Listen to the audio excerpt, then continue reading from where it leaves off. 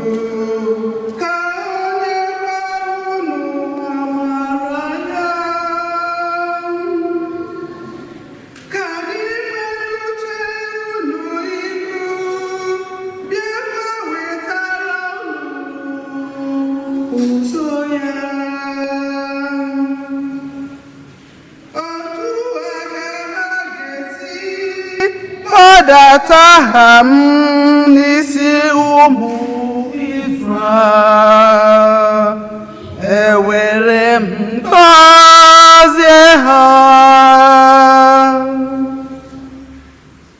Okwu nke osebruwa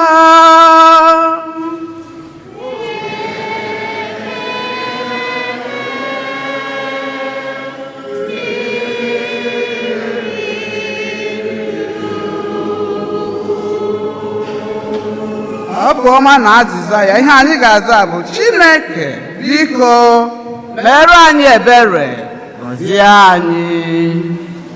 Chineke, biko mere anyị ebere, gọzie anyị.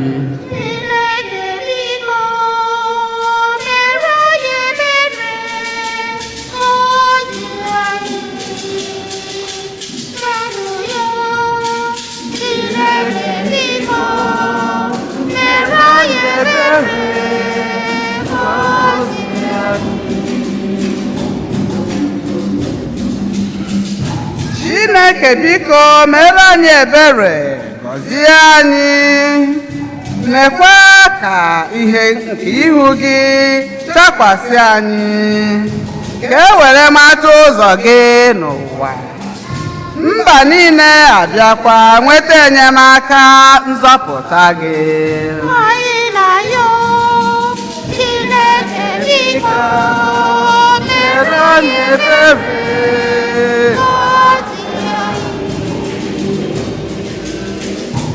Ka mba niile ṅụrịa na-egorikwa n'ihi na iji ikpe nkwụmọtọ achị ụwa, jirikwa ezi obi na-achị ndị mmadụ. Ọ bụ gị na-edu mba niile nọ n'ụwa. Chineke, biko mere anyị ebere.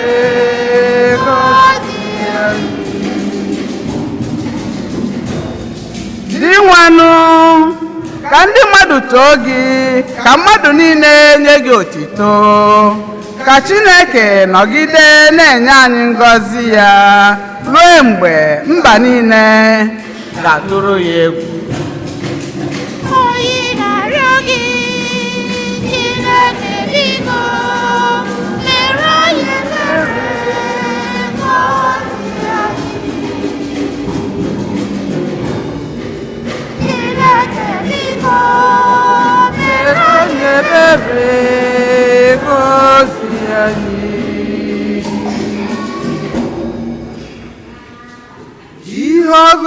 wetara n'akwụkwọ ozi Pọl dị asọ degara ndị Galeshia. Mgbe oge ahụ akara aka ruru, Chineke zitere nwa ya, onye nwa anyị mụrụ, onye mụrụ n'okpuru iwu, ka o wee gbapụta ndị nọ n'okpuru iwu, ya kwa mee anyị ndị ejiri bụrụ ụmụ. Ihe na-agbakebe na anyị bụ ụmụ ezie bụ na Chineke zitere mmụọ nke nwa ya n'ime obi anyị. Ọ bụ mmụọ ahụ na-eti mkpu na-asị, Abba, Nna. Ọ bụ ya mere ka ị bụrụ nwa n'ezie, ebukwaghị oru ọzọ. Ebe Chineke mena ka ị bụrụ nwa ya, ọ pụtara na ị bụrụkwana onye na-erite oke a na-enye ụmụ. Okwu nke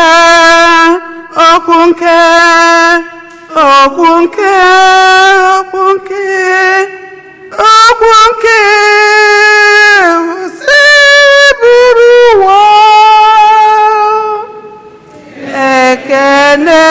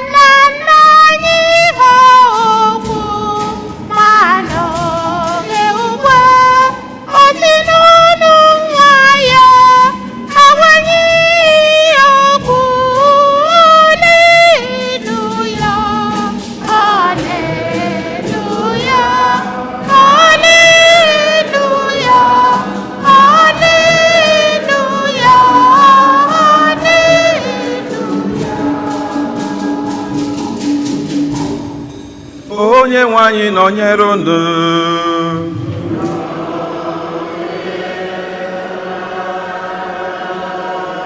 Ihe ọgụgụ nke ha si n'ozi ọma dị nsọ nke Luku dere.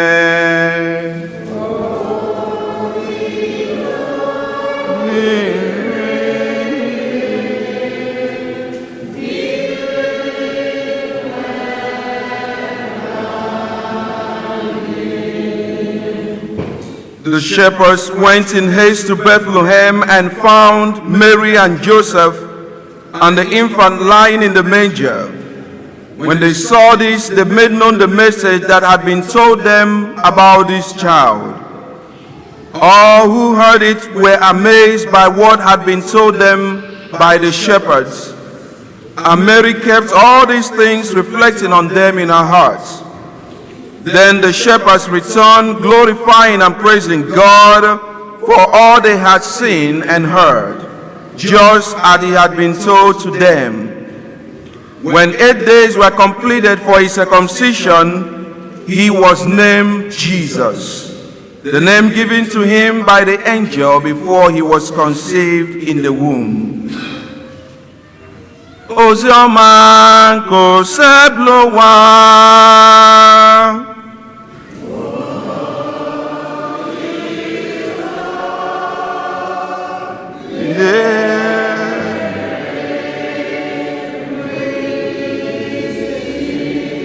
Ka anyị sị n'oziọma nke a nweta mgbaghara nke njọ. Amen. God is good and all the time. I say God is good and all the time. Ka anyị kwuru na ọ tọpụọra Chineke abụ. This is a new year. Amen. Ịdị mma n'ezie, ịdị mma n'ezie, ịdị mma, ịdịrị obi m mma, Chineke n'ịdị mma o, o Chineke n'ịdị mma o, o Chineke n'ịdị mma. Onye na-eme mma n'ịdị mma o, ya na-eme mma n'ịdị mma o, o Chineke n'ịdị mma. O Chineke n'ịdị mma o, o Chineke n'ịdị mma o, o Chineke n'ịdị mma. O ịdịrị obi m mma. Ọbara Chineke onye abụ ọma na-adị mma, anyị bịara n'elu gị, nna nara anyị gọzie Chimo.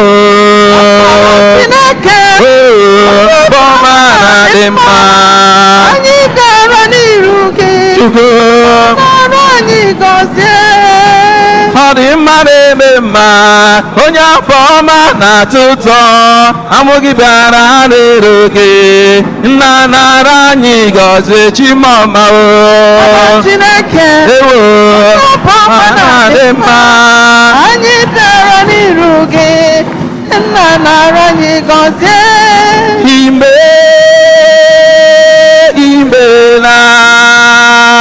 Imela nna Chineke, imela, imela o, imela, imela eze m o, imela nna Chineke imela.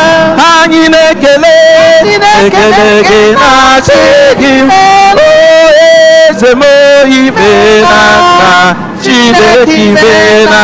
Anyị na-ekele ekele gị na-asị gị o eze m o, imela nna Chineke imela. Aka gị ihe awa afọ ọhụrụ, ihe awa afọ ọhụrụ. Amen. God is good. Nlanya n'iru m, meela anya n'azụ m, nlanya n'aka ekpe m, meela anya n'aka nri m. M bụrụ onye eziokwu, aga m ahụ dịka Chineke, o aga m ahụ ewo Chineke, o aga m ahụ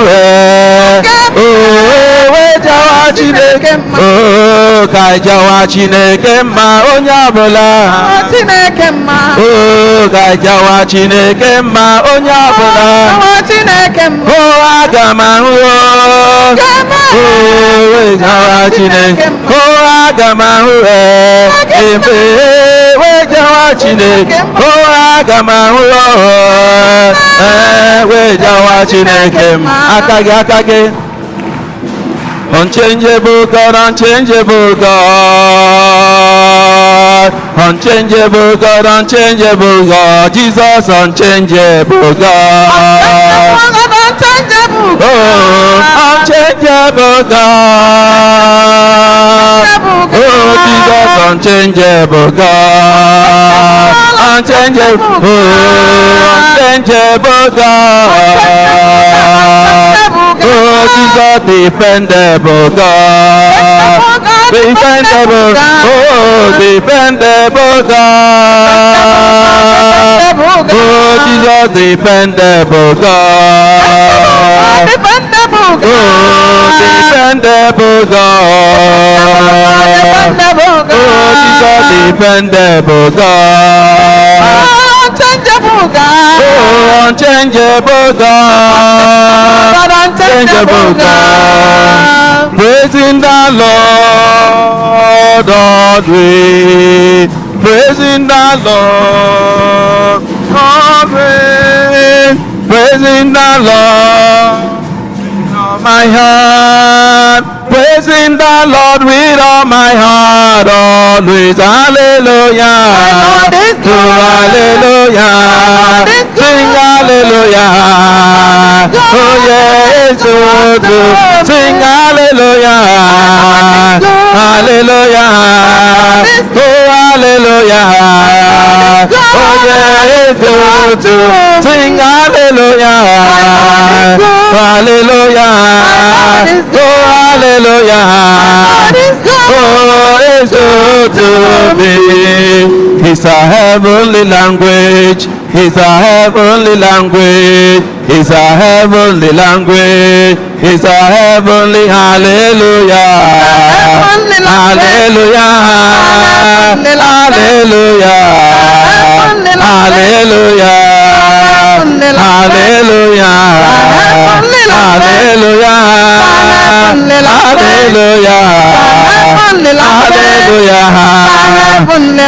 Hallelujah. Hallelujah.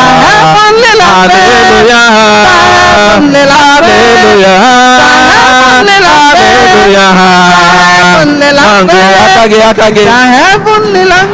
Akage. The heavenly language. It's a heavenly language. It's a heavenly hallelujah. Hallelujah. Hallelujah. Hallelujah. Hallelujah.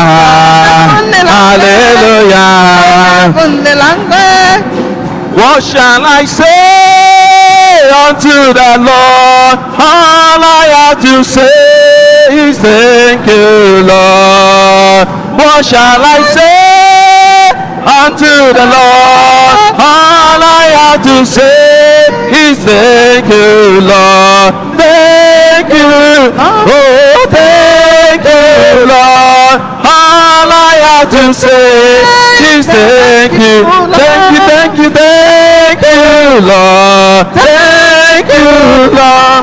All I have to say is thank you, Lord.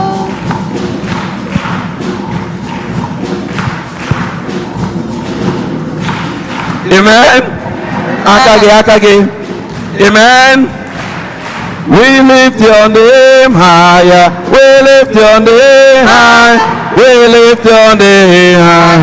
We lift your name high. Oh, we lift your name. Oh, we lift your name. We lift your name high. We lift your name high. Shout hallelujah. Hallelujah. Hallelujah. Shout hallelujah. Shout hallelujah. Hallelujah. Hallelujah. Shout hallelujah. Oh God, we lift your name. Oh God, we lift your name. We lift your name. We lift your name. Shout hallelujah. Oh hallelujah. Shout hallelujah. Shout hallelujah. Shout hallelujah. Shout hallelujah. Shout hallelujah. Shout hallelujah. Shout hallelujah. Hallelujah. Shout hallelujah. Shout hallelujah. You are the Most High. You are the Most High God. You are the Most High. You are the Most High God, Jesus. Oh Jesus. Oh Jesus. Oh Jesus. Oh Jesus. Oh Jesus. Oh Jesus. Most High God. Eloah, Imamba Jonjo, Ekwego, Apapa ni Mechineke, Gakowa. Amen. Amen. Ka afọ amara gị mma n'aha Jizọs. Amen. Asị m ka afọ amara gị mma n'aha Jizọs. Amen and amen. N'ihe ọgụgụ nke mbụ ọ sị Chineke gwara Moses na Aaron were sị ha otu a ka unu ga-esi were gọziere m ndị nke m. Otu a ka gịnị ka unu ga-esi were gọziere m ndị nke m. Agụ m ebe a dịka onye ozi Chineke, dịka ụkọchukwu Chineke were na-agọzi gị sị ka afọ amara gị mma n'aha Jizọs. Asị m n'aha Jizọs. In this year 2023, you will be favored in the name of Jesus. May God favor you in the name of Jesus. I say, may God favor you in the name of Jesus. I say, may He favor you in the name of Jesus. In this year 2023, no weapon that is formed against you will succeed in the name of Jesus. I say, in the name of Jesus. Jesus. In this year 2023, God will dry away your tears in the name of Jesus. Ihe anyị ọ gwara anyị sị otu a ka ị ga-esi gọziere m ndị nke m. Ihe ahụ ihe Chineke si anyị mee. My job as a priest will gịnị? To bless. Ọ wụkwala ihe ọwụ to bless. And that's what I'm doing this morning. Wee na-ayọ Chineke ka anyị si were na-ebido afọ ọhụrụ a taa. Ka ihe niile na-ayọ Chineke ka ọ bịa na mmejupụta na ndụ gị n'aha Jizọs. Asị m n'aha Jizọs. Ụmụnne m na Kristi n'ụbọchị nke taa anyị na-eme emume ncheta Maria dị nsọ, ezigbote nwanyị. Why do we honor her? Gịnị mere anyị ji akwanyere ya ugwu? Why do we honor this woman? Ọ bụrụ na ị follow the life of our blessed mother Mary, ị ga-achọpụta ihe mere anyị ji akwanyere ya ugwu. The parents of our blessed mother Mary ka a na-akpọ ke aha blessed are the parents of our mother Mary. Ke aha Joachim and Anne. Ọtụtụ for many years ha tụrụ ha ime. Anne atụrụ ha ime for many years. Ha were na-ayọ Chukwu biko were na-ayọ Chukwu Chineke bịa mere ha ebere. Asị m n'afọ a 2023 ka Chineke mere gị ebere n'aha Jizọs. Ya mere ezinụlọ gị ebere n'aha Jizọs. Ihe ọ bụla ị na-eme ka mmeso ọma ya na ebere ya zute gị n'aha Jizọs. Chineke mere a na ebere ya were tụrụ ime. Mgbe ọ tụrụ ime were ya were mụta nwata nwanyị were gụọ ya Mary. Mgbe ọ mụtara nwatakịrị ya were wegara ya Chineke sị I dedicate this child back to you. Amen. Mgbe Mary bịaziri na-eto dịka otu nne ya si were nne na nna ya si were zụọ ya, ịma akwụkwọ nsọ si zụọ nwatakịrị n'ụzọ nke Chineke ka ọ ga-awụ ọrụ na ha tolite ka ha ghara ime gịnị? Ka ha ghara ịgahie. Amen. Ị ga-ajụ onwe gị taa na ụmụ ndị Chineke nyere gị ị na-azụkwa ha n'egwu nke Chineke, ị na-elekwada foundation. Ịma ọ dịghị ize ịzụ ụmụaka ebe a na America, ọ dị very difficult. Ya gbada m ji ayọ na-ekpechi ekpere ike ka Chineke nye ndị nne na nna wisdom na strength ha ga-eji were na-eme gịnị na-azụ ụmụaka Chineke nyere, maka na ọ dịghị izi.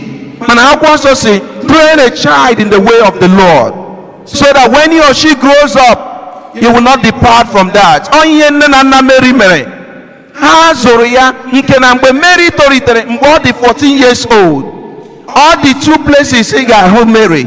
Isida na ịhụrụ Mary n'ụlọ nga ọ na-enyere nne na nna ya aka, ma ọ ga-ịhụ ya na temple nga ọ na-eme gịnị? Nga ọ na-ekpe ekpere. These are the two places. Oge ugbu a elebe a na-ahụ ụmụ okorobịa na ụmụ agbọghọbịa na night club, ọkwa ebe a na-ahụ ha ma ebe dị iche iche. Mana oge nke Mary, isida na ịhụrụ ya ebe nne na nna ya nọ, ma ọ ga-ịhụ ya nga ọ mee gịnị? Ọ nọ na temple. So akwụkwọ nsọ were gwa anyị sị one day ka ọ nọ na temple were na-ekpe ekpere dịka anyị niile si were mara ya, were bịa hụ this vision, the apparition. Ya were wu an appearance of an angel. Amen. Archangel onye Gabriel. Mgbe ọ bịarutere ya sị Mary, Hail Mary, full of grace, the Lord is what? The Lord is with you. Mary were koja. Makana Mary haven't been anything like this before. Yeah, what job I have?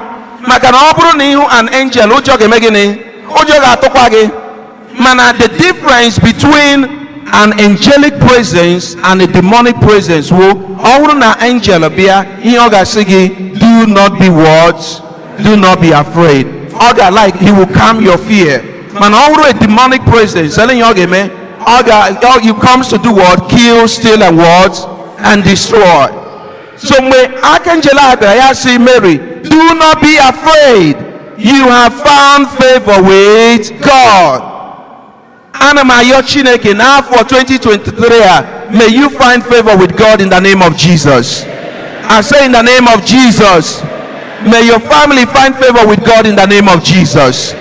Yes, do not be afraid. You have found favor with God. And you will conceive and you will bear a son and you shall name him what? Jesus. Amen. Amen. Mary Weresia. Yem Jakowa Nihawo. This is why we honor her. Mary Were one more mercy, but how can this be? How can it be? Makanagini, Amahim Gini, Amahim Wokobla. How can this be? Angel Weresia, that the Holy Spirit will come upon you and the power of the Most High will overshadow you. Man, if we hear Mary Kurotoromo, Todi comes to Rebuna Balionia. Now Mary would receive more magini. Let it be done to me according to what? According to what he said. Amen. Amen. Let it be done unto me according to your word. Amen. Amen. Amen. Let it be done. Amen. Yes, yeah. Let it be done unto me according to your word.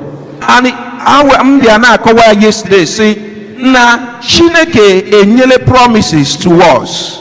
Oh mele enyele promises to us. All this anyiwa isigini. Let it be done unto me according to what you have said. Chineke say you will not be the tail but you will be the head. In all this he say let it be what? Let it be done unto me according to your word. Chineke say, I will set you free and I will deliver you. In all this again, let it be done unto me according to what? According to your word. Amen. Onye Mary Guru, let it be done. Let it be done unto me. My dear brothers and sisters, the miracle of conception happened. Amen. That is why we honor her. That is why we honor her today. It made us say yes. Immediately say let it be done unto me. The miracle happened. I know you Chineke na yo gamona give me no na for 2023.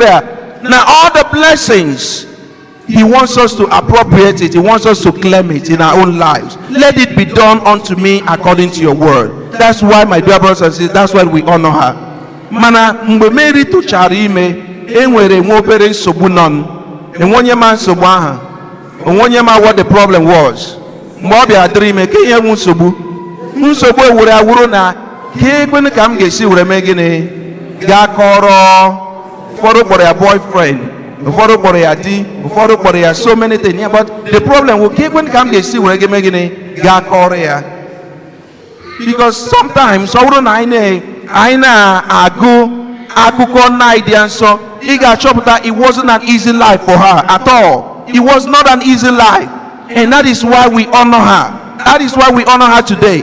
Ọbịa na-asị ka ekwe ka m ga-esi were ga kọrọ Joseph me were na-eme imagine ka ọ ga-esi kọrọ Joseph. O nwere ike ọ batara n'ụlọ mgbe ahụ Joseph nwere ike Joseph were carpenter Joseph were na-ahazi ihe na-emezi ihe Mary were bịa mgbe ọ batara n'ụlọ Mary si obi m Joseph obi m ịhụnanya m enweghị m chọtara ịkọrọ gị. Amen. Ịma na ụmụ nwaanyị ma ihe ndị unu na-akpọ ndị enyi unu nwoke ma ndị di unu. Mary were sị ya ịhụnanya m enweta ihe m chọrọ ịkọrọ gị. Ya sị ya gawa n'ihu kọrọ m. Mary were sị ya gịnị biko adịtụ m ime. Ew Joseph ihe niile o mere ya eme gịnị ya hapụsịa ya ya sị bịa nwaanyị, anụrụ m ihe i kwuru ọfụma, ka ihe i kwuru ọzọ. Mary were sị ya, biko asị m akọrọ gị na adịtụ m ime.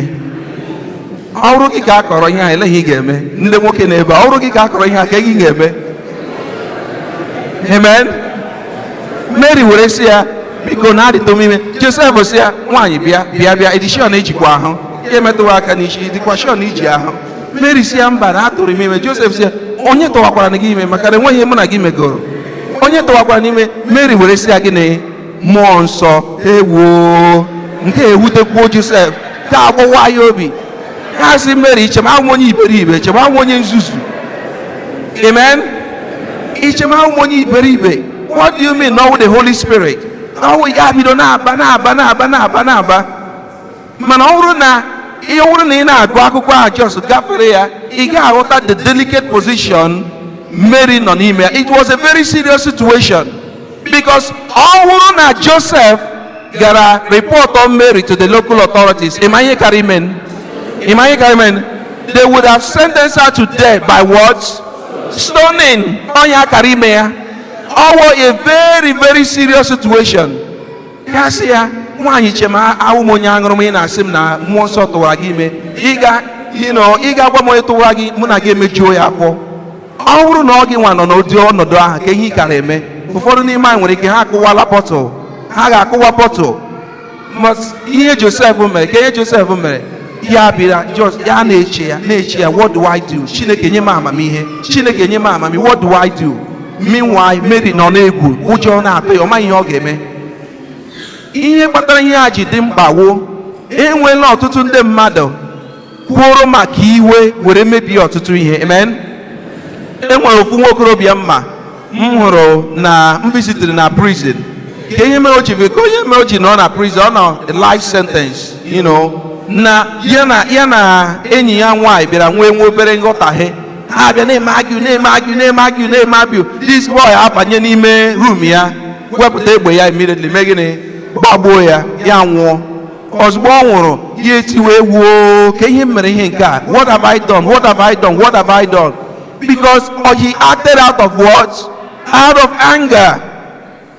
Ị ga-ajụ onwe gị, n'afọ a ọhụrụ anyị na-abanye, ị ga-act out of emotion and anger, ka ị ga-ayọ Chineke maka gịnị? Amamihe iji were deal with the situation ị hụrụ onwe gị n'ime ya. Onye anyị ga-ajụ onwe anyị n'ụbọchị nke taa. A lot of people na act out of emotion and anger.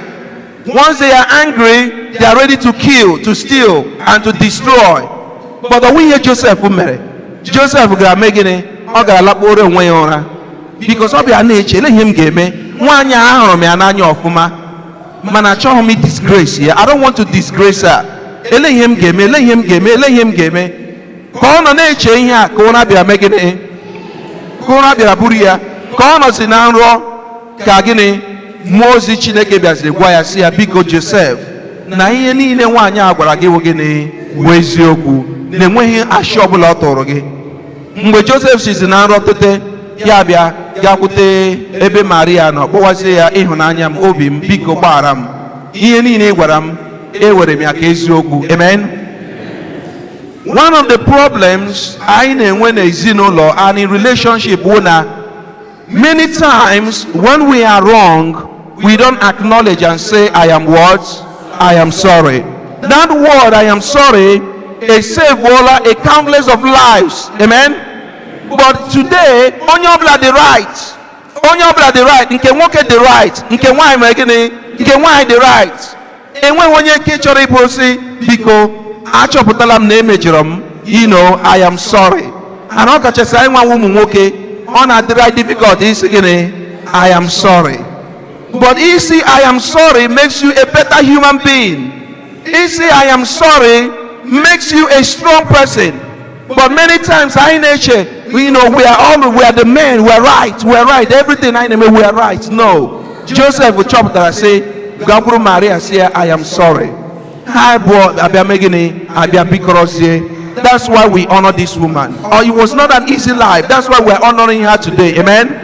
Why do you talk about Mary? Why do you talk about Mary? Why do you do this? These are the reasons why we do what? We honor her. Mgbe Mary bịara mụpụta nwa, mgbe Mary bịara mụpụta nwa, gịnị mere? All of a sudden, mmụọ ozi abịa gwa Joseph na nrọ sị, ngwa kpọrọnụ nwatakịrị a, kpọrọnụ nwata gawa ebe gawa n'Ijipt, maka na gịnị? Na Herod na-achị igbu ya. Na Wednesday, I celebrate the feast of the Holy Innocents. Ihe na feast wu mgbe Herod chọwara ka o gbuo nwatakịrị ọ na-ahụ, ka ihe o mere? Ya were order the killing of all the boys from age 2 downwards. Amen. He ordered all the killing. Can you imagine Mary ka mụpụtara nwa, asị ya ngwa kpọrọ nwa gawa Egypt, na Herod na-achọ igbu ya. Ụta ka o si buru nwa ha were gaa Egypt, nọgide ebe ahụ ntị Herod eme gịnị? Herod anwụọ. Nwaanyị a tara ezigbo ahụhụ maka nzọpụta nke mụ na gị. And that is why we do what? That is why we honor her. And that is why ndị ụmụaka ndị n'ebe a, you must honor your father and your words and your mother. Bible says, honor your father and your mother so that your days may be what? Your days may be long. That's why we honor her.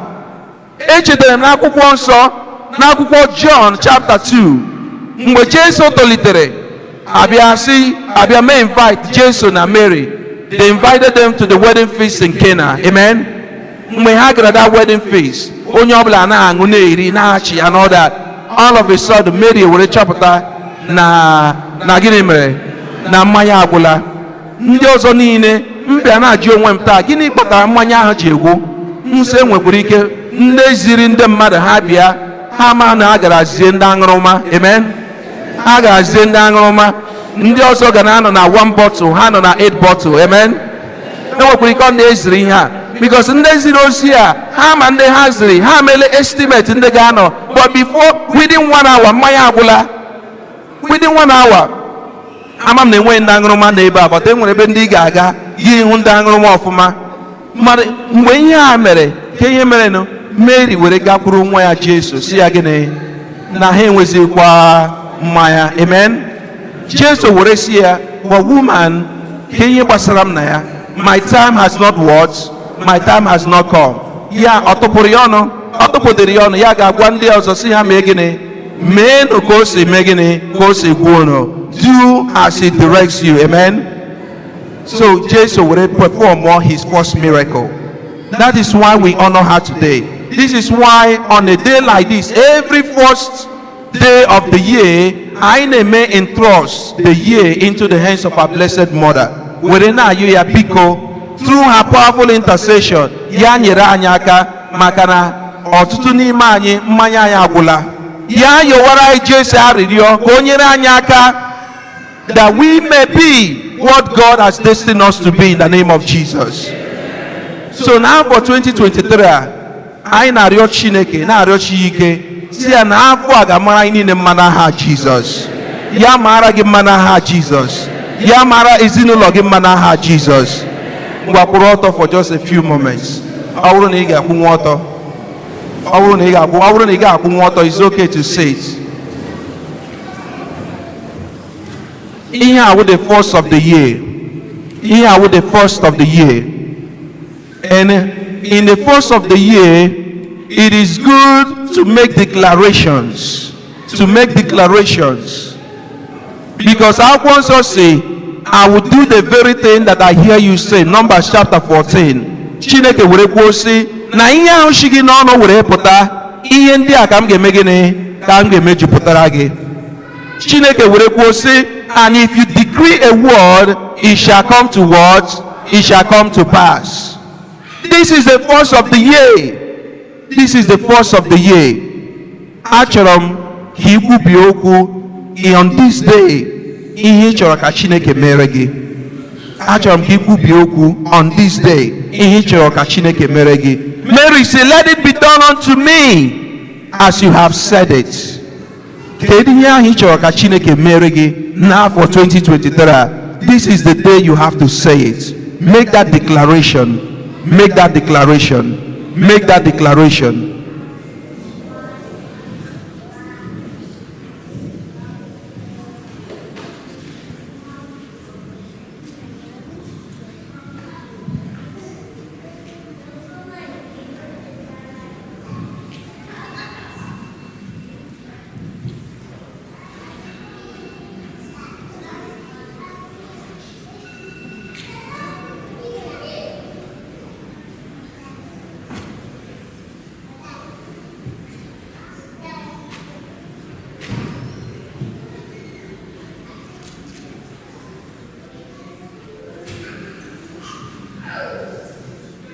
ihe niile banyere m na-emetụ Chukwu n'obi.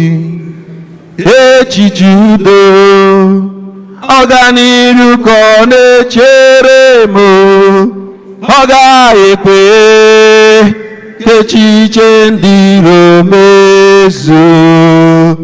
Amara Chineke ọ bara ụba n'ebe m nọ. Ihe niile banyere m na-emetụ Chukwu n'obi, ọ na-emetụ ya. Ọganiru ọ na-echere m, ọ gaghị ekwe ka echiche ndị iro mezuo. Amara Chineke ọ bara ụba n'ebe anyị nọ, banyere m ọ na-emetụ ya, ọ na-emetụ ya. Chere m ekwe ka echiche ndị iro mezuo. Amara Chineke ọ bara ụba n'ebe m nọ. Ihe niile banyere m na-emetụ Jizọs n'obi. Echiche udo ọganiru ka ọ na-echere ndị ya, ọ gaghị ekwe ka echiche ndị iro mezuo. Amara Chineke ọ bara ụba n'ebe anyị nọ.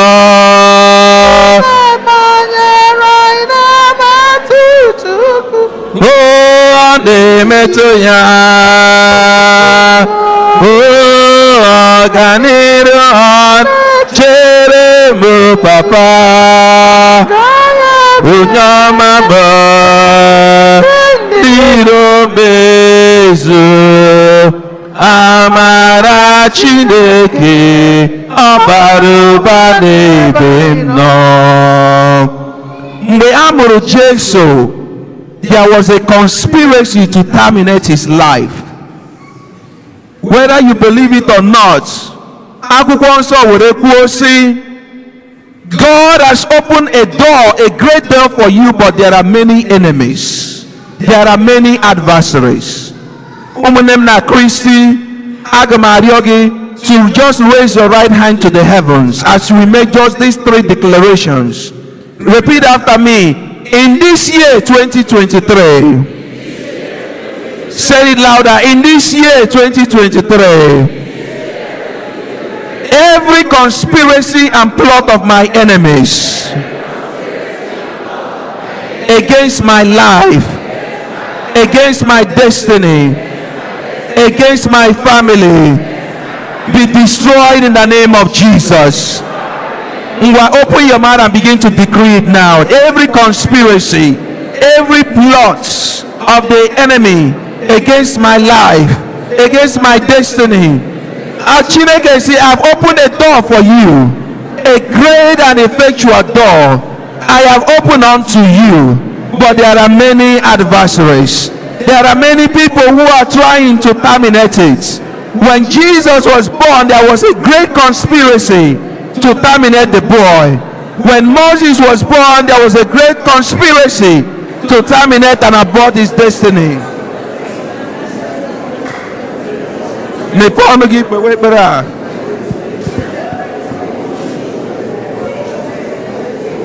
Open your mouth and pray.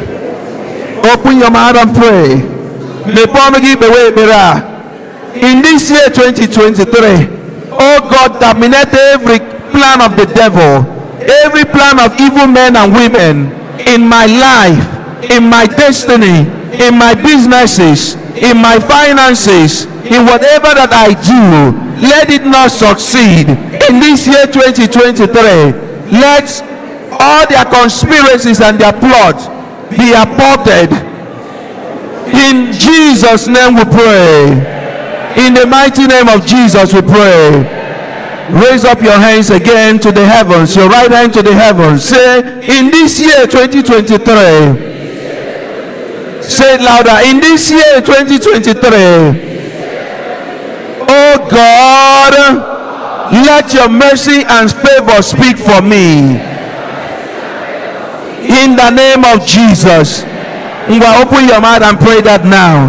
Let your mercy and favor speak for me. The Bible says, and you shall decree a word, and God shall establish it. Let your mercy and favor, let it speak for me. I have not deserved it. I do not merit it. But let your mercy speak for me. Let your mercy speak for me. Let your mercy speak for my family. Let your mercy speak for my vocation. In this year 2023, may I be favored. May I be favored. May I be favored. May I be favored. In my businesses, may I be favored. In whatever, in my academics, may I be favored. In my family, may I be favored. May I be favored. May I be favored. May I be favored. May I be favored. May I be favored. May I be favored. May I be favored. May I be favored. In Jesus' name we pray. In the mighty name of Jesus we pray. One more prayer on this day, the first day of the year. With your right hand raised to the heavens, say with me, in this year 2023. Say it louder. In this year 2023, I shall not die, but I shall live. I shall not cry again, but I shall rejoice. In the name of Jesus, open your mouth and decree it unto your life. In this year, I shall not die. I shall not die, but I shall live. I shall not cry again, but I shall rejoice, because you are on the throne, because of your mercy and favor, because of your miracles in my life. I shall not die, but I shall live, to decree the goodness of the Lord in the land of the living. Yes, I shall not die. Yes, I shall not die. I will see the end of this year. I will see the end of the year 2023 because of your goodness, because of your favor, because of your miracle, because of your power, because of your abundant mercy. This year 2023 will be highly favored. This year 2023, God will wipe away my tears.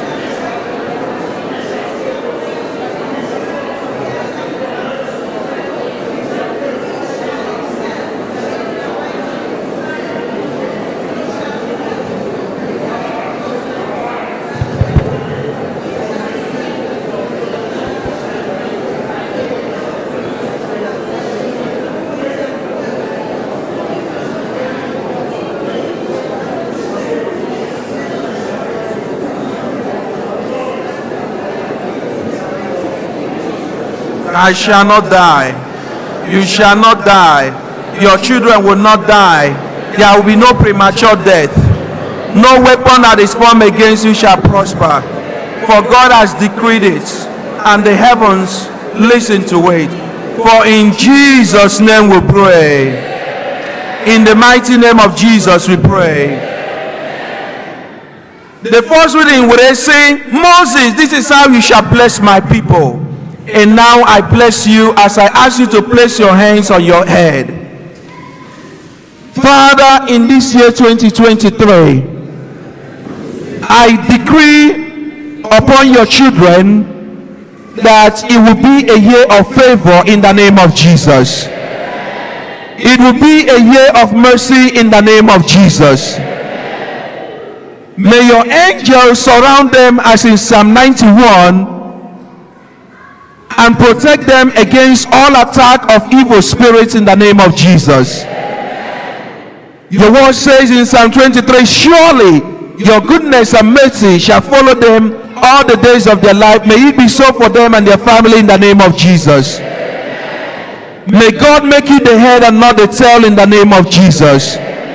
May God prosper the works of your hands in the name of Jesus. Every weapon formed against you shall not succeed in the name of Jesus. You will move from glory to glory in the name of Jesus. Your children will move from glory to glory in the name of Jesus. The Bible says that he who guides Israel does not sleep or slumber. May God keep watch over you in the name of Jesus. May he keep watch over your businesses in the name of Jesus. May he keep watch over your finances in the name of Jesus. May he keep watch over your academics in the name of Jesus. May your going out and your coming in be protected in the name of Jesus. May no evil eye see you in the name of Jesus. May God be for you in the name of Jesus. Let there be victory in your life in the name of Jesus. Let there be joy in your life in the name of Jesus. Let there be peace in your life in the name of Jesus. Let there be sound of celebration in your life in the name of Jesus. May God do it for you in the name of Jesus. May he do it for you in the name of Jesus. Shout a loud amen. Shout another loud amen. One more time, shout a loud amen. Yeah. May it be so for you in the name of Jesus. Ekwe n'otu Chineke.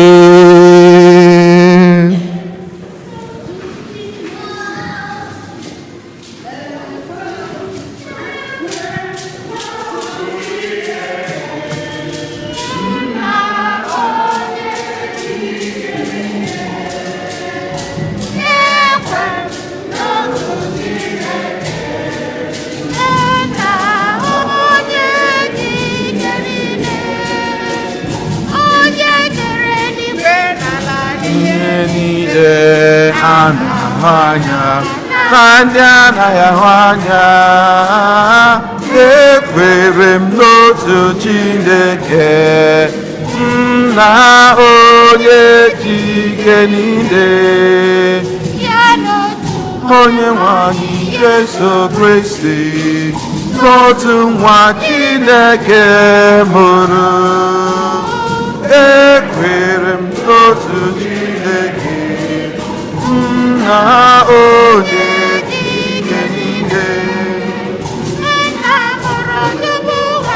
Maninde Chukwu si na Chukwu ihe si n'ihe ekwere m n'otu Chineke nna onye ji ike niile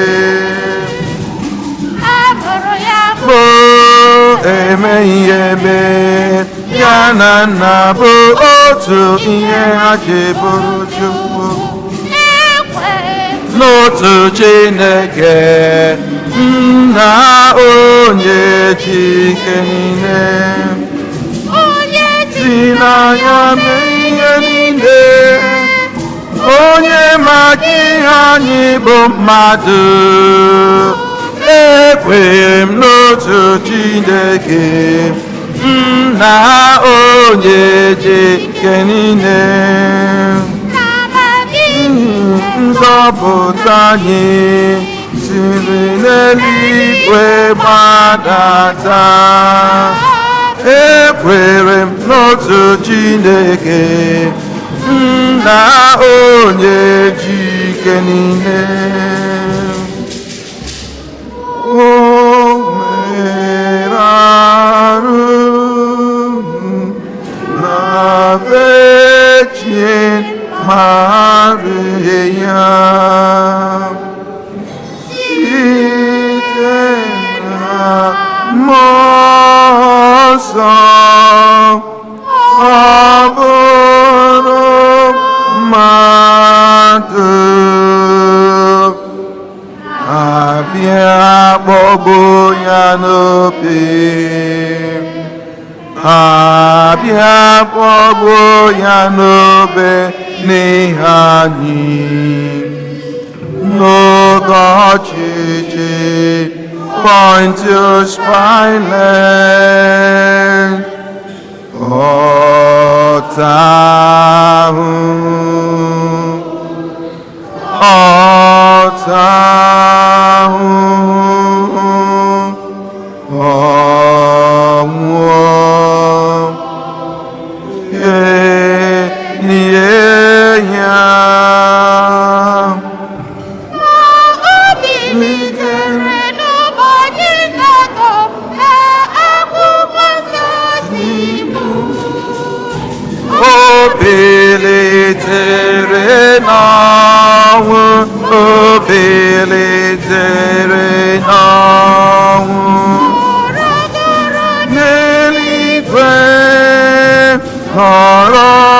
Macarena, o bilitere n'ọnwụ, o bilitere n'ọnwụ.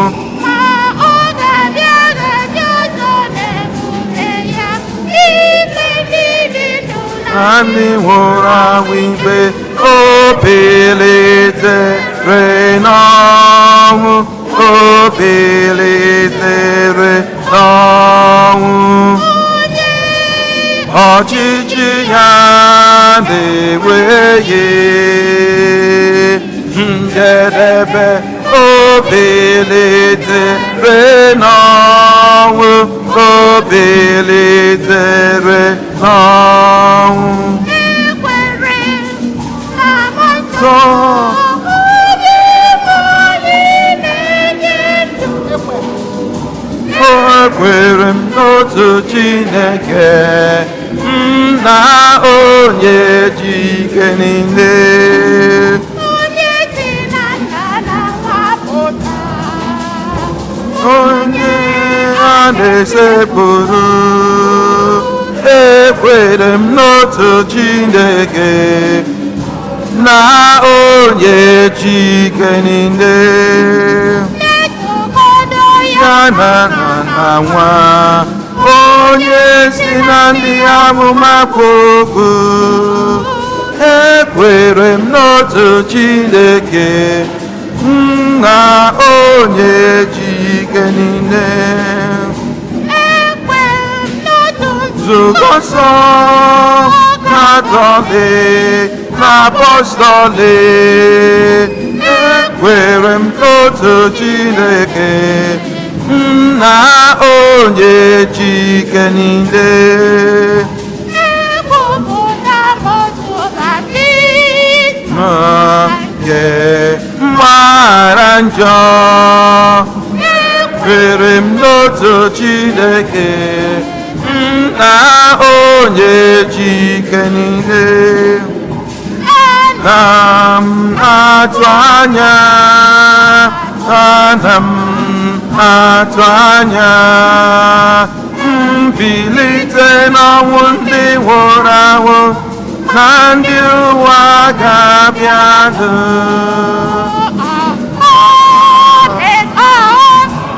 Amen.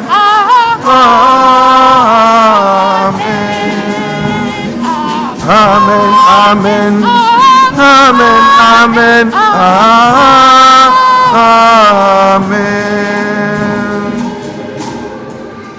Anyị ewerezi ekpere anyị niile tinye n'aka nna anyị dị nsọ bụ Maria site n'isi ekene Maria.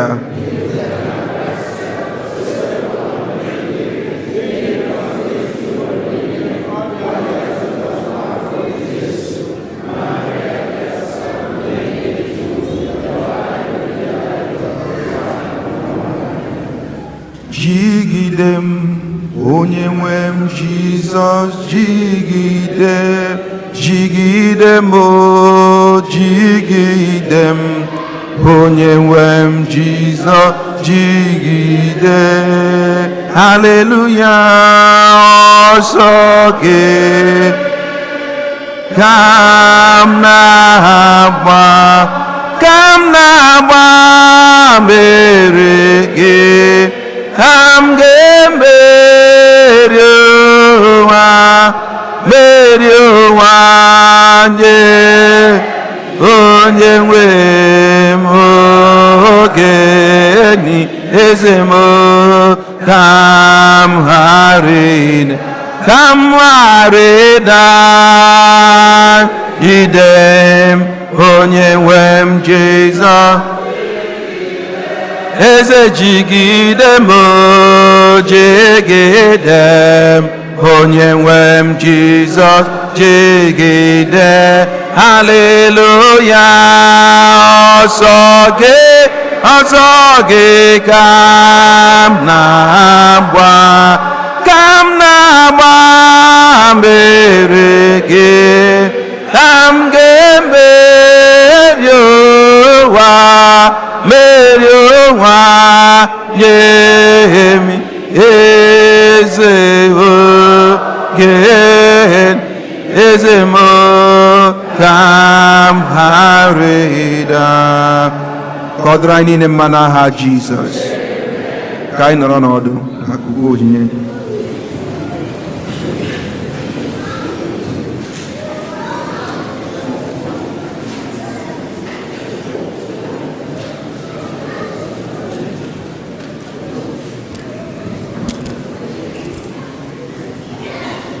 Aga m asọpụrụ ya, Maria nne mụrụ Jesu. Anyị ga-asọpụrụ ya, anyị ga-asọpụrụ ya. Aga m asọpụrụ gị, Maria nne mụrụ Jesu. Anyị ga-asọpụrụ ya n'ụwa wee rue n'igwe. Maria bụrụ ya, Maria nne mụrụ Jesu. Aga m asọpụrụ ya, sọpụrụ Maria. Aga m asọpụrụ ya, Maria nne mụrụ Jesu.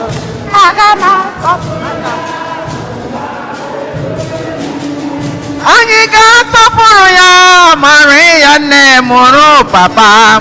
Anyị ga-asọpụrụ ya ruo mgbe ebighị ebi. Anyị ga-asọpụrụ ya, Maria nne mụrụ Jesu. Anyị ga-asọpụrụ ya n'ụwa wee rue n'igwe. Aga m asọpụrụ ya, Nne mụrụ Papa. aga m asọpụrụ ya, Sọpụrụ ya, sọpụrụ Maria.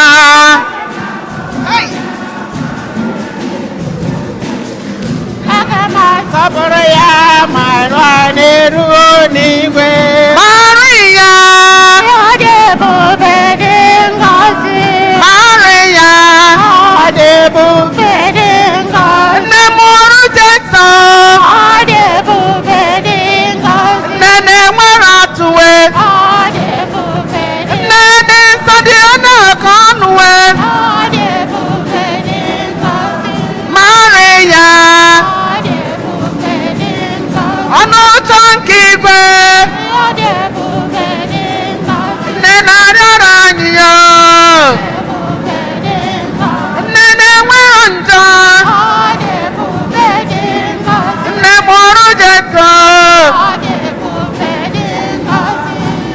Ọ dị ebube, ọ dị ngọzi, ọ dị ebube, ọ dị ngọzi, ọ dị ebube, ọ dị ngọzi, ọ dị ebube, Ọ dị ngọzi, ọ dị ebube, ọ dị ngọzi, ọ dị ebube. ọ dị ngọzi. Ka anyị ṅụrịba n'onye nzọpụta abịawa. Ka anyị ṅụrịba onye nzọpụta abịawa. Ka anyị ṅụrịba onye nzọpụta abịawa. Onye nzọpụta ụwa amụtara anyị ya. Onye nzọpụta ụwa mere mụtara anyị ya. Ka anyị ṅụrịba onye nzọpụta ahụ abịawo. Ṅụrịba ya. Ka anyị ṅụrịba onye nzọpụta anyị abịawo. Ṅụrịbanụ. Ka anyị ṅụrịba onye nzọpụta anyị abịawo. Onye nzọpụta ụwa amụtara anyị ya. Onye nzọpụta ụwa amụtara anyị ya. Ka anyị nwebe olileanya, ka anyị nwebe ọṅụ dị mma n'ezie. Na mmeri nwa Chineke amụwanụọ, ọ mụwara anyị onye nzọpụta ụwa ya. Onye nzọpụta ụwa mere mụtara anyị ya. Ọkpara Chineke mere mụrụ nsọ naanị ya. Anyị ṅụrịba Onye nzọpụta anyị abịawo. anyị ṅụrịba onye nzọpụta anyị abịawo. Anyị ṅụrịba onye nzọpụta anyị abịawo. Onye nzọpụta ụwa amụtara anyị o. Onye nzọpụta ụwa amụtara anyị o. Amụrụ anyị onye nzọpụta na Betlehem nke Juda mụrụ anyị. Amụrụ anyị Onye nzọpụta ebe ole na Betlehem. ala Juda. Amụrụ anyị onye nzọpụta ebe na Betlehem nke amụrụ anyị onye nzọpụta ebe ole Bethlehem n'ala Juda. n'elu ụwa ọ dị mma dị njọ ekpere ewo m aga m agbaba n'ime n'oge ka akọpa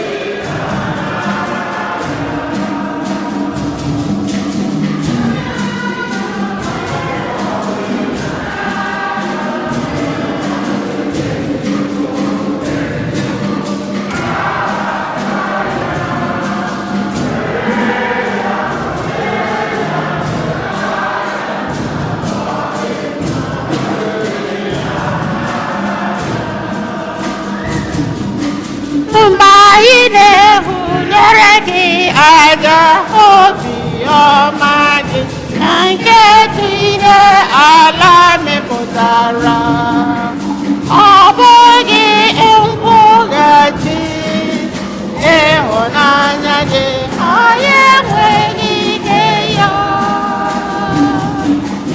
onye oge mara ya ihe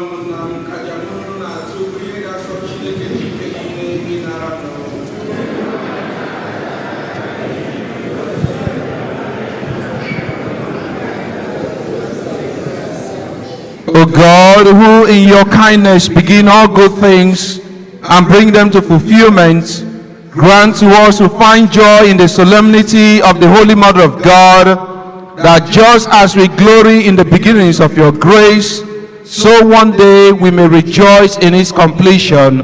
Site na Kristi onye nwe anyị.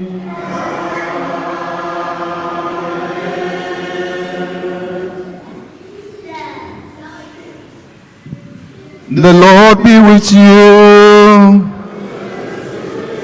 Lift up your heart. We lift them up to the Lord. Let us give thanks to the Lord our God.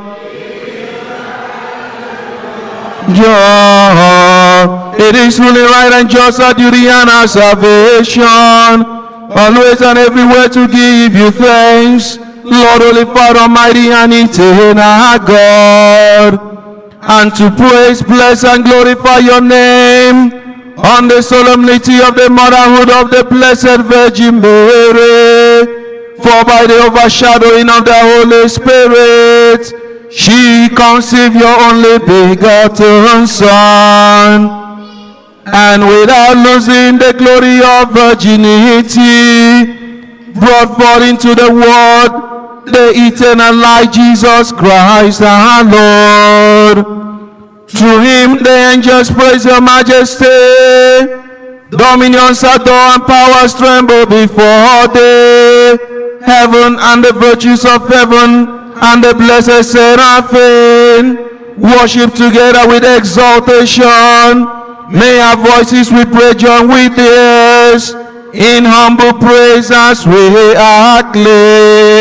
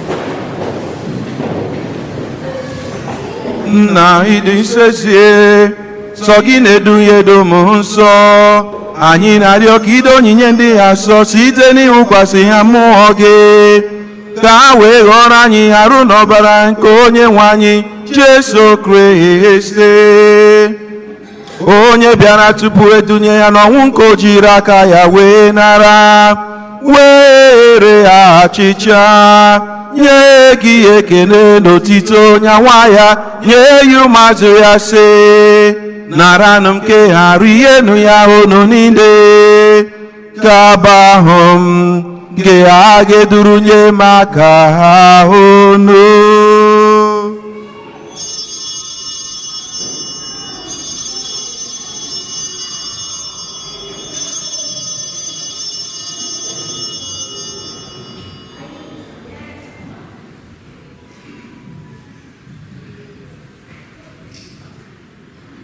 Otu akwa ka o si mee mgbe ha richara nri ha anyasị, o buru iko mmanya nyekwe gị ekele n'otito bunye ya ụmụazụ ya sị naranụ m nke ya ṅụọ ọnụ ya unu niile ka bụ iko nke ọbara m nke ọgbụgba ndụ ọhụrụ dị ebebe a ga-agba ya n'ihi unu na n'ihi mmadụ niile ka e were gbaghara njọ na emenụ nke ya na ncheta nke m.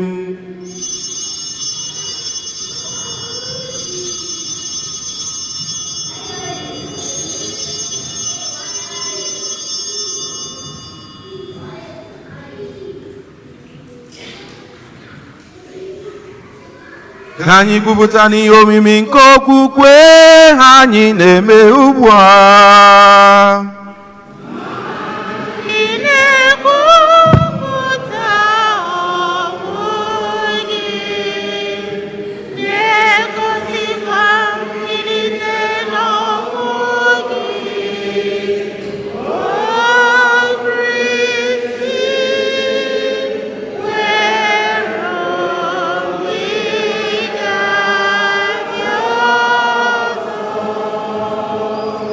Na ncheta nke ọnwụ na mbilite n'ọnwụ nke nwa gị anyị na-ebunye gị achịcha nke ndụ na iko nke nzọpụta. Anyị na-ekele gị n'ihi na ị kwere ka anyị na-agide mma kwuru n'ihu gị na-efe gị. Anyị ji umeala rịọ gị ka anyị bụ ndị na-anata ahụ na ọbara nke Kristi bụrụ otu site na njikọ nke mmụọ nsọ. Nna, cheta nzukọ gị gazuru ụwa niile, mee ka ịhụnanya gị jupụta ya. Gọzie pope anyị bụ Francis na bishọp anyị na ndị ofufe ọlta gị niile. Chetakwa ụmụnne anyị ndị ji okwukwe wee gaa n'ezumike nke ọnwụ. Kpọbata na ndị ọzọ niile nwụrụ anwụ n'ihe nke ebube gị. Biko meere anyị niile ebere ka anyị soro Virgin Maria dị ngọzi, nne nke Chukwu, na ndị apọstụl na ndị nsọ gị niile ndị mere uche gị n'ụwa were keta ndụ ebe ebe. Ka anyị sorokwa na-eto gị na-edo gị ebube site na Kristi nwa gị. Ihe niile kere eke na-eso ya bụ Kristi, na-esikwa n'ime ya na n'aka ya n'ịdịkọ n'otu nke mmụọ nsọ, na-enye gị bụ Chukwu na jike niile nsọpụrụ n'otito niile site n'ụwa tụwa niile. Amen, amen, amen, amen. Blessings and glory, wisdom, thanksgiving, and honor, power and might belongs to the Lord forever and ever. Amen. Ụmụnna, ka anyị were ekpere nụ onye nzọpụta anyị kụziri anyị were kpọkuo Chukwu Nna.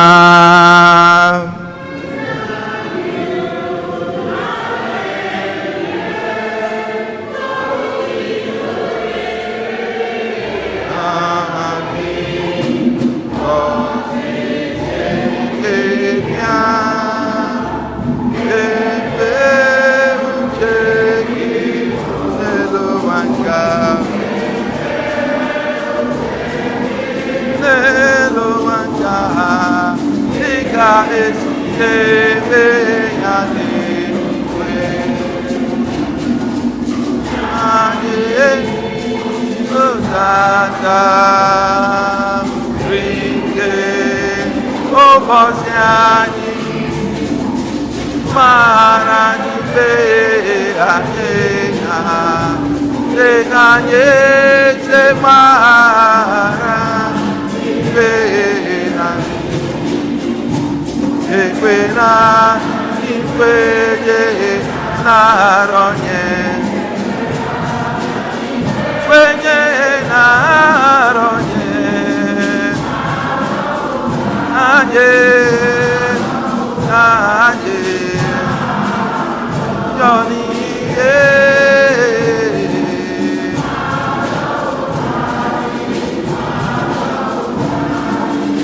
na-achọ ihe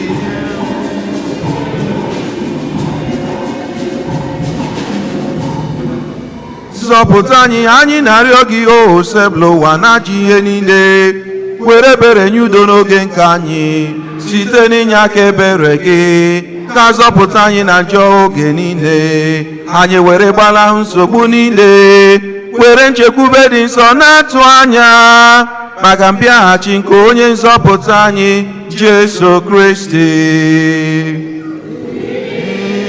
nọ ichi bụ nke ike n'otito ebebe onye nwe anyị Jesu Kristi onye gwara ndị apọstụl gị udo ka m na-ahapụrụ unu udo nke m ka m na-enye unu elekwala anya na njọ anyị kama lekwasị anya n'okwukwe nke nzukọ gị nye ya udo n'ịdịkọ n'otu mgbe niile ka uche gị siri chọọ gị bụ onye dị ndụ na-achị ebebe ebebe udo nke osebụl ụwa dịrị unu mgbe niile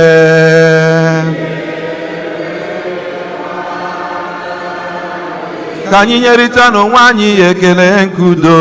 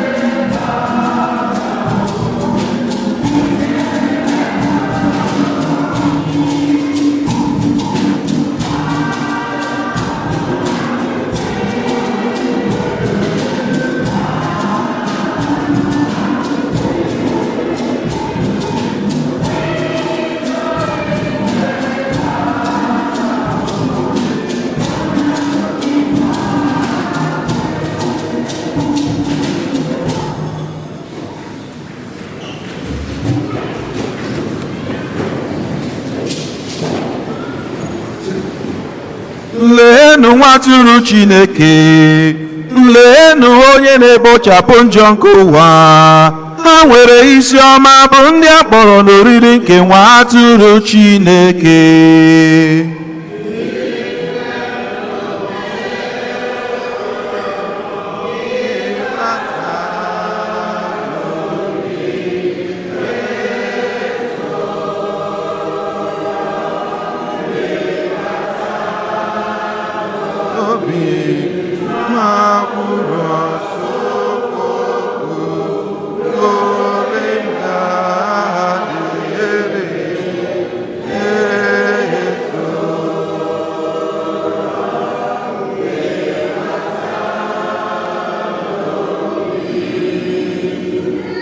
ka ahụ n'ọbara Kristi chekwa anyị ruo na ndụ ebe ebe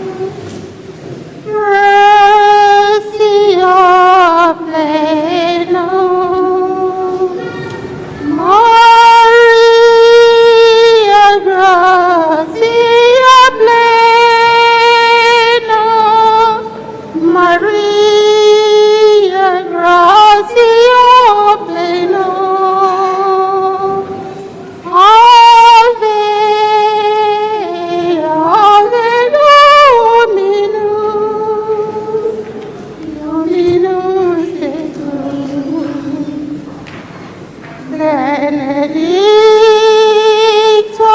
tui mulieribus, et benedictus,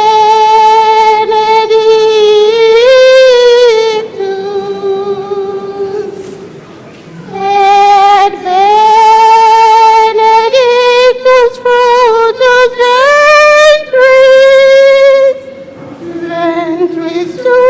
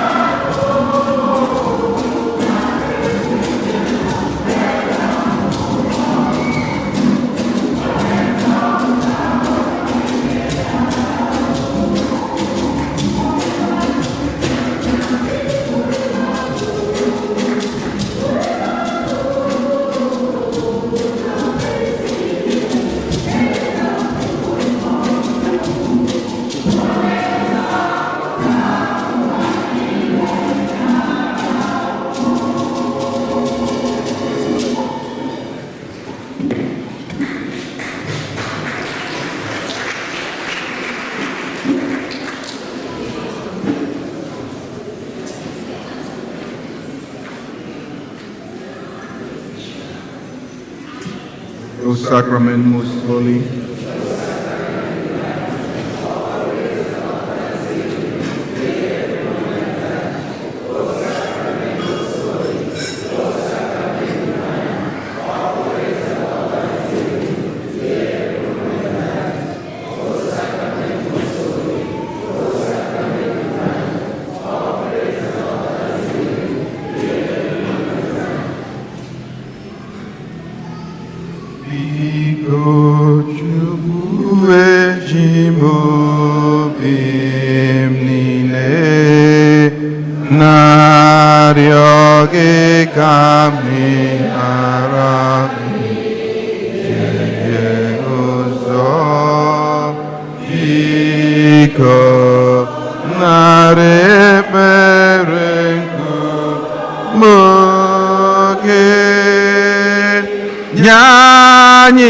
Gracia kanyeha rijeyozo biko chukwu ejimo bimnine naryogi kanyehara rijeyozo biko nareberenku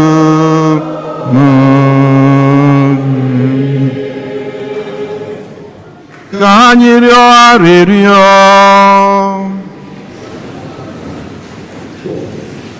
we have received this heavenly sacrament with joy, O God. Grant, we pray, that He may lead us to eternal life. For we rejoice to proclaim the blessed ever Virgin Mother of your Son and Mother of your Church. Site na Kristi onye nwe anyị.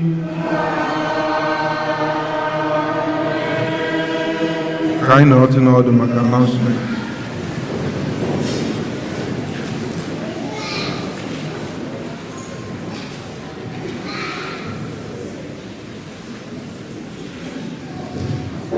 Oto dịrị Jesu. Anyị nwere ọgwụ one na one dị mkpa. Ndị parish anyị ka na-achọkwa ndị enyemaka, ọkacha na areas of technology. Ndị ga-enyere anyị aka ịda agbasa ozi ihe ndị anyị na-eme na parish anyị. Anyị nwere website to maintain. Anyị nwekwazịrị YouTube channel to maintain na Facebook.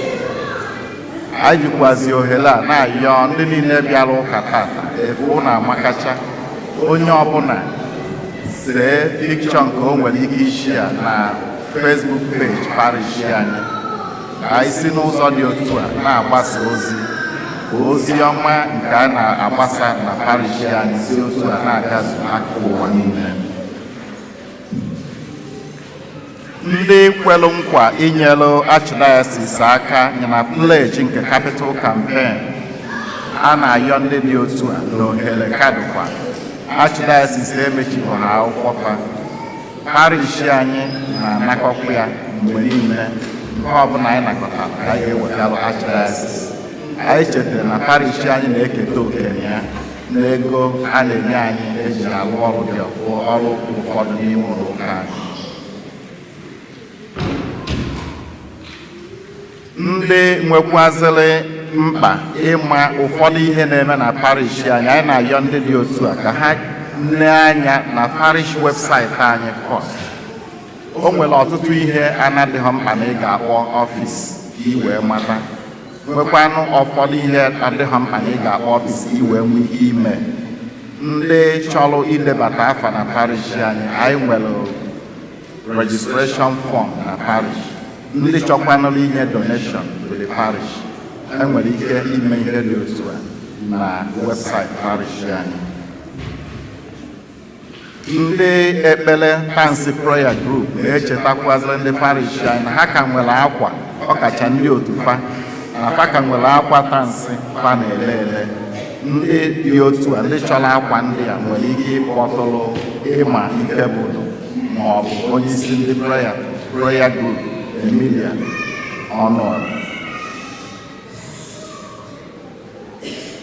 A na-echetakwazila anyị niile na African National Eucharistic Congress nke arọ a, ọ bụ Congress ndị isi Afrịka wee bụrụ ozi ọma ya mba Amerịka. Congress a na-adị every 5 years, o wee bụ na ọ danara n'arọ a 2023. Ebe a ga-eme ya ga-abụ na Catholic University of America. Ọ ga-abụ n'ọnwa Julaị arọ a dị na abalị 21 wee lue na 23. Oluwel dana n'ofu weekend ahụ a ga-eme ikusa. Ihe o mere na-ebukọnata mbọsị a ga-eme ikusa ka e wee nwee ike isonye na Eucharistic Congress ahụ. Ndị chọrọ infọmeshọn gbasara Congress a dị otu a nwere ike kpọtụrụ Satoni Kebụl ma ọ bụ Sapọ Amuchie. Rosary Rally nke a na-eme na mba ụwa niile gbaa gburugburu iji wee hanye nhọpụta ọchịchị nke Naịjirịa n'arọ a n'aka nne anyị dị asọ. Nke izizi n'ọnwa a ga-adị na Jenụwarị 7th, nke ga-esote ya abụ na Febụwarị 4th. Nke izizi ga-abụ na Jenụwarị 7th, nke ga-esote ya abụrụ na Febụwarị 4th. Ọ ga-abụ na church parking lot anyị ebe a. Ọ ga-abụ n'elekere 12 nke ehihie. A na-ayọ ka ndị parishi anyị pụta n'igwe isonye na ekpere rosary chaplet anyị ji aranye Naịjirịa n'aka nne anyị dị asọ ka nrọpụta ọchịchị a ga-eme wee gaa ọfụma. Martin Luther King prayer breakfast nke arọ a ga-abụ na ọnwa Jenụwarị dị n'abalị 14, Jenụwarị 14th, Martin Luther King prayer breakfast. Onye ga-anọ n'isi ya ga-abụ Archbishop na-elekọta diocese anyị, Archbishop Gomez. A ga-ejikwuazị ofufe ndụ wee bido ya.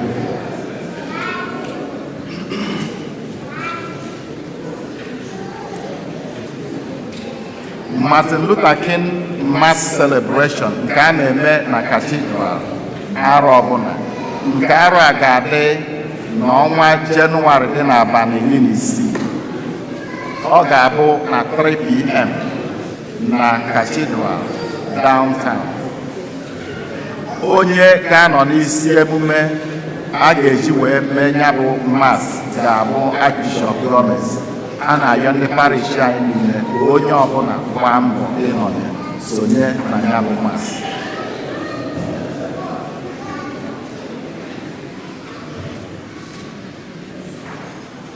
Igbo classes nke parish anyị ga-ebido n'ọnwa Jenụwarị dị n'abalị 15.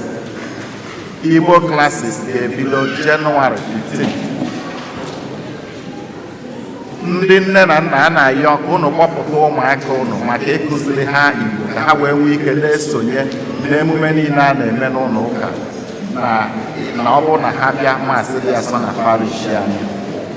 Ndị nwere ụmụaka dị otu a na-ayọ ka unu kọntaktị ya Maazị Ọnaezechukwu ma ọ bụ onye isi ndị nne ma ọ bụ onye isi ndị nna.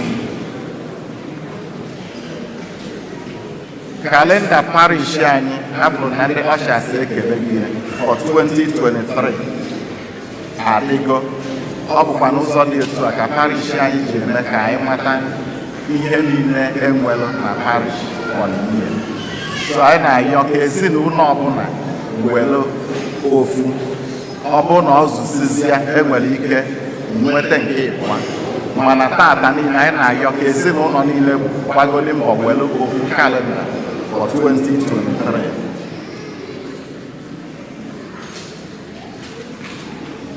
N'otu aka afọ, ndị Charismatic Renewal Movement nke parish anyị na-ekele mmadụ niile na nkwado anyị nyere maka crossover night nke emere n'abalị ụnyaahụ. Chineke nna rụrụ ọrụ ya mekwanụ ka ya bụ crossover bụrụ ihe a ga-eji nye Chineke ekele n'arọ a niile. Ekpere ha bụ na ihe niile bụ ihe Chineke ji agba anyị ume na njem okwukwe anyị nke anyị nwetara na ya n'abalị ọkacha na ndị bịara ga-abụ ihe ga-edu ndị parish anyị wee gaa throughout the new year 2023. Ha na-ekwukwazị na Bible verses, scripture verses na-enyere anyị aka ikpe ekpere ma ọ bụ imekwasị anya n'ebe Chineke nọ, na ndị bụ ya ga-akwụ n'ọnụ ụzọ ma ọ bụrụ na a na-agbasa ụka n'abalị. Ndị welbugo n'abalị a na-ayọ ka ha biko hapụ iwelgo wee ndịre ndị ya na wetara.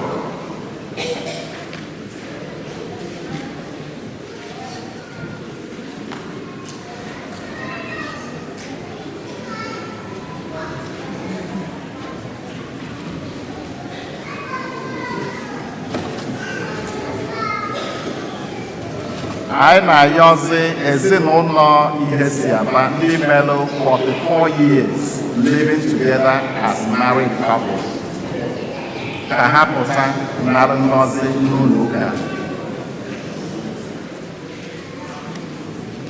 Ka fa na-apụta, anyị na-ayọkwazi ọ bụrụ na o nwere ụmụ ha ma ụmụ ha ndị nọ n'ụlọ ụka, if any of their children or grandchildren is here present in the church, please come out with them for blessing.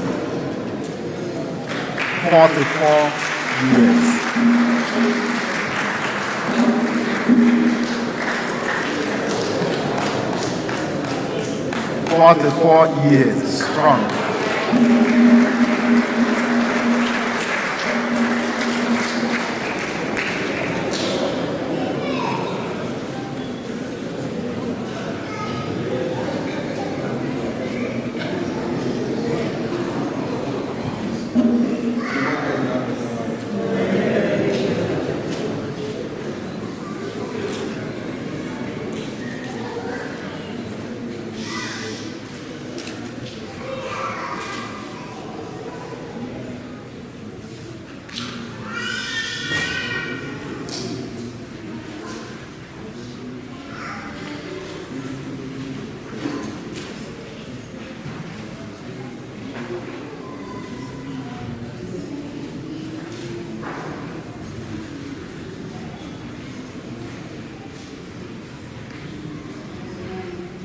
Amen.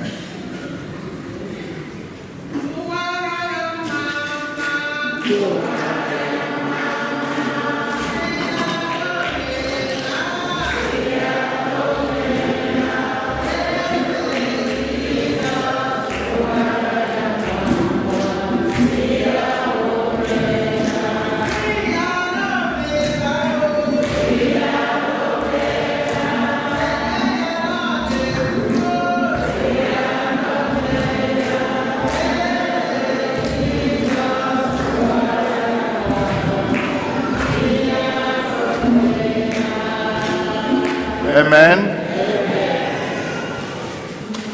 Ọkwa na anyị na-apụghị otu a ga-ama na ihe ga-ekwu omume. Ọwa arụ ka ọ na-apịa. Ọ na-apịa arụ mana o nwere ndị na-egosi anyị na ọ ga-ekwu omume. In Jesus' name. Parish anyị na-ekenezi ndị parish anyị niile n'ụzọ pụrụ iche. Na-ebutela anyị niile ekene arọ ọfụ. Happy New Year to all. If today is the first day you're worshiping with us, we ask that you stand up so that the church will glorify God on your behalf. Ọ bụrụ na taa bụ izizi na-esonyela anyị na jamasị dị asị, anyị na-ayọ ka ịkwụrụ ọtọ ka nzukọ soro gị kelee Chineke maka ohere o nyere anyị na gị nọ tụwa jamasị dị asọ. Thank you so much. Ka kwụrụkwa n'ọtọ. Thank you so much. Thank you so much. Anyị na-ayọ ọ bụkwa na unu nọdụ nso unu sonyere anyị mgbe ọzọ, unu nwekwa na ohere sonye na onye ndị parish anyị ka anyị jikwa aka ọnụ na-agbasa ozi ọma Chineke. Thank you for worshiping with us.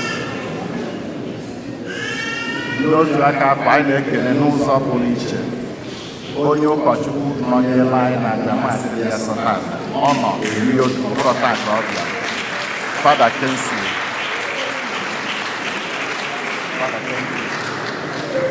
otu dịrị Jesu.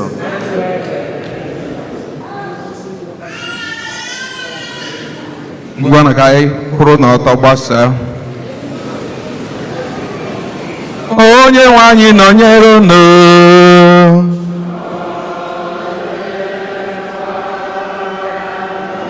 Ka Chukwu Chike niile gọzie unu, Nna na Nwa na Mmụọ Nsọ. Lawanụ misa gwụsịgo.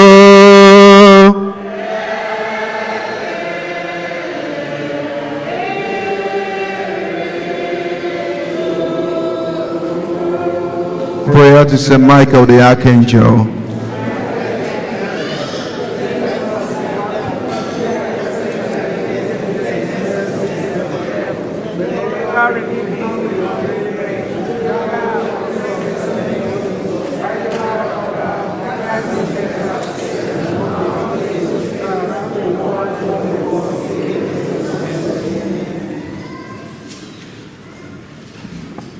Anyị nwere nne dị mma, anyị nwere nne dị mma, anyị nwere nne dị mma, nne dị mma, Virgin Maria. Anyị nwere nne dị mma, anyị nwere nne dị mma, anyị nwere nne dị mma, nne dị mma, Anyị nwere nne mara mma, anyị nwere nne mara mma, anyị nwere nne dị mma, nne dị mma, Virgin Maria.